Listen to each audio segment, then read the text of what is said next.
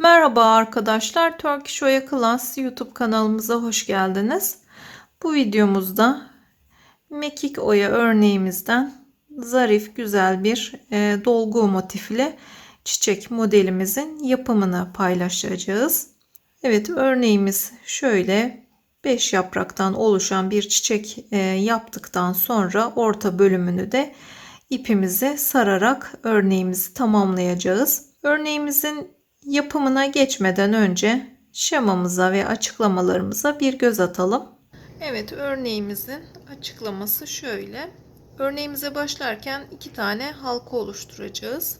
Daha sonra birinci yaprağımızın dolgu bölümünü yapıyoruz 20 ilmekten ve buradaki zincir bölümümüzü yapıyoruz 12 tane ilmek yaparak. Daha sonra bu yaprağımızı kapatıyoruz. İkinci yaprağımızı oluştururken tekrar bir tane halka oluşturuyoruz. Önce dolgu ilmeklerimizi yapıyoruz. 20 ilmekten oluşacak.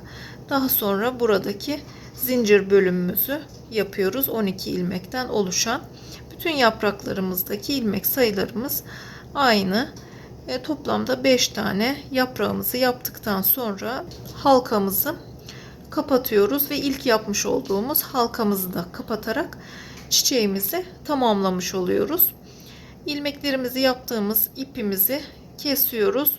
Alt ip olarak kullandığımız ipimizi örneğimizin orta bölümünü sarmada kullanacağız. Burada da örneğimizin şeması belirtilmektedir. Harfler örneğimizin sıralamasını göstermekte. Rakamlarda ilmek sayılarımızı belirtmektedir. Evet, örneğimizin açıklaması bu şekilde. Şimdi örneğimize başlayalım. Evet, iki ipimizin uçlarını birbirine bağlayıp yakalım. Bu ipimizi alt ip olarak kullanacağız. Diğer ipimizde de ilmeklerimizi yapacağız. Hemen bir halka oluşturalım.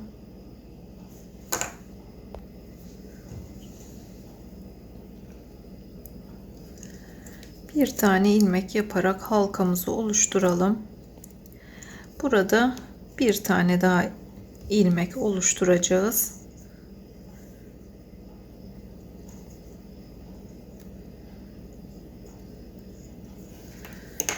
Bir ilmek daha yapalım. Ve halkamızı açarak dolgu motifimize başlıyoruz. Şöyle ayarlıyoruz parmağımızda.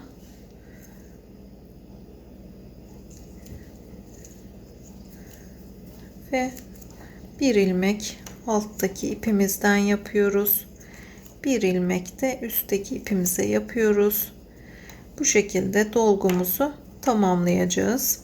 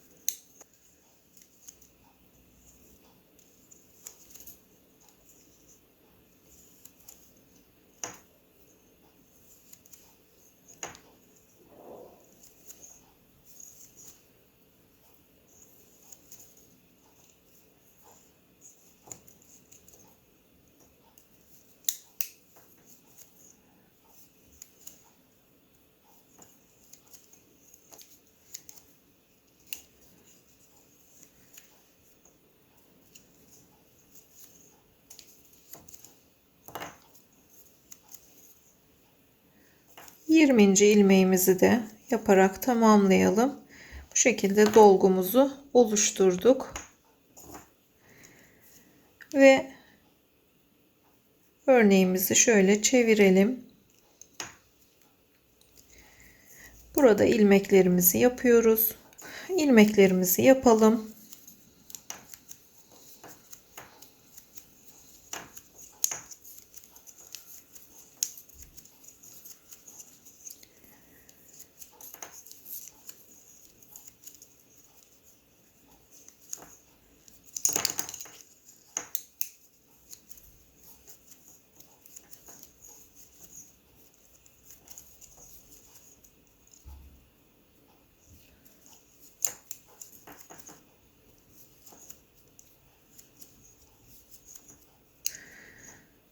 12 tane ilmek yaptık.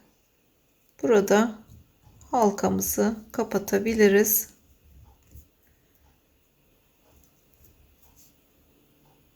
Birinci yaprağımızı oluşturduk.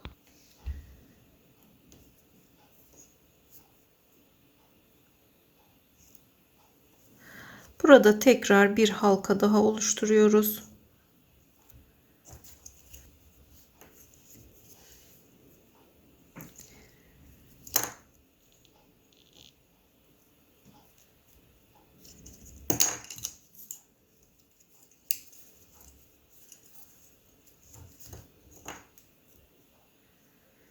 Halkamızı açarak yine aynı şekilde dolgu yaprağımızı oluşturacağız.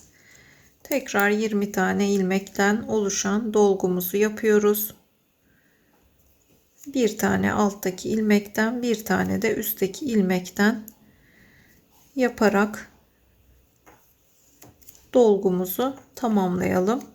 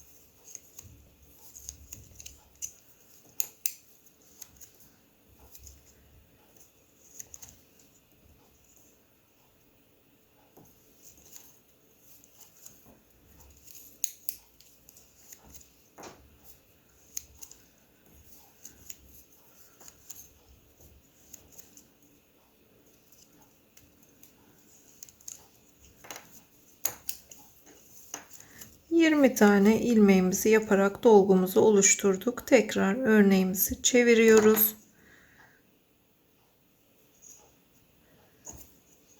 Ve burada ilmeklerimizi tamamlayalım.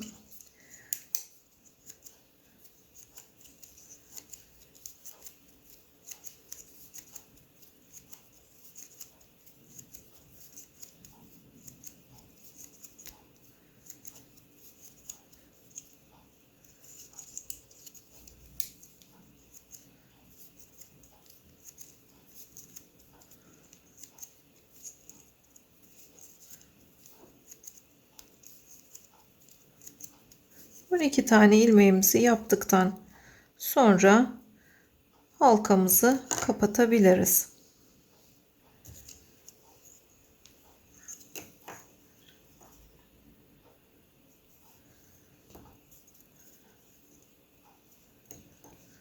Halkamızı kapatıyoruz. Halkamızı kapattık. Bu şekilde ikinci yaprağımızı da oluşturmuş olduk. Toplamda 5 tane yaprak olacak şekilde örneğimizi tamamlayalım. Tekrar halka yapıyoruz. Burada tekrar halka oluşturalım ve diğer yaprağımızı tamamlayalım.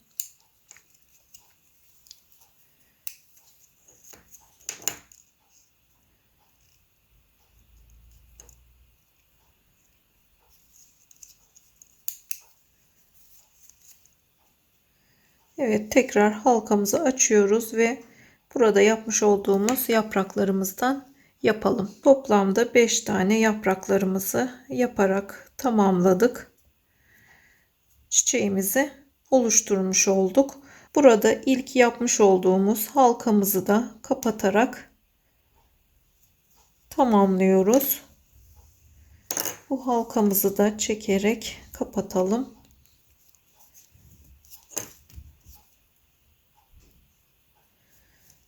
Evet, ortadaki düğümlü bölüm örneğimizin arka tarafında kalacak.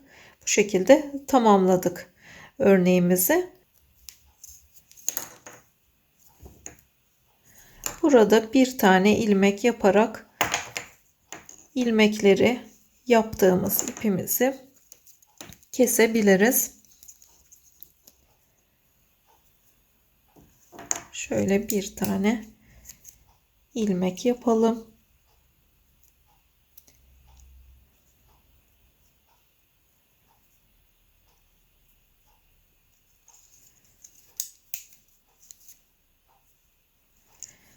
Ve buradaki ipimizi kesip yakalım. Evet, tamamladık örneğimizi.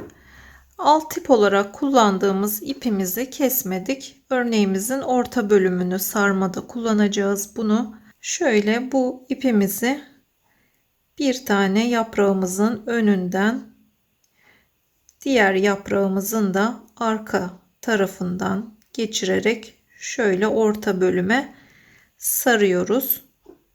Dilediğimiz, istediğimiz miktarda sarabiliriz.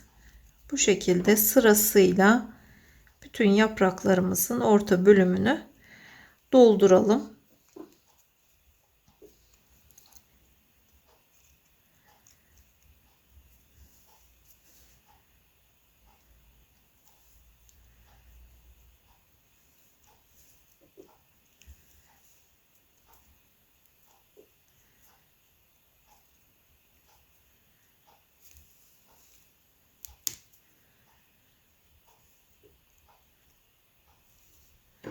Bu şekilde yapraklarımızın orta bölümünü sararak tamamlayacağız motifimizi.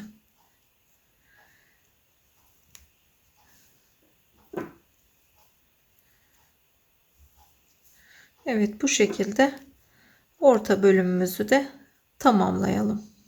Evet, bu şekilde bir miktar örneğimizin orta bölümünü sardıktan sonra buradaki ipimizi keserek arka bölümüne saklayıp yakacağız.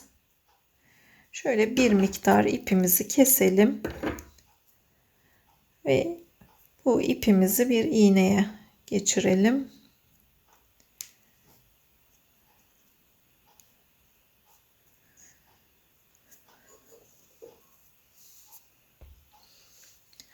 Evet, motifimizin orta bölümünü bu şekilde sardık ve bir miktar ipimizi de uzunca keserek bu arka bölümünden ipimizi saklayıp yakacağız. Şöyle birkaç sardığımız birkaç noktadan ipimizi geçirerek açılmamasını sağlayalım.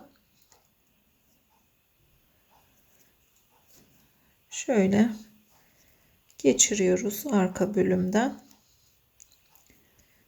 Direkt ipi kesip yakabilirsiniz de.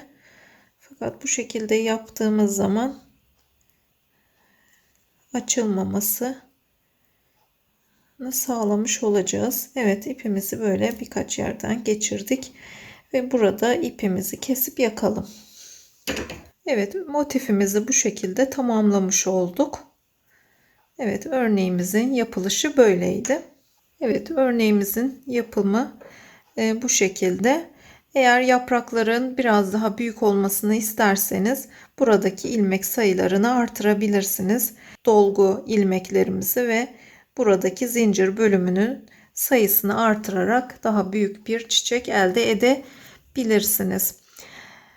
Evet, örneğimizin şeması ve açıklamalarına Facebook ve Instagram hesaplarımızda videomuzun alt bölümünde yer alan yazılı açıklama kısmından ulaşabilirsiniz. Bizi izlediğiniz için teşekkür ederiz. Bir sonraki videomuzda görüşmek üzere.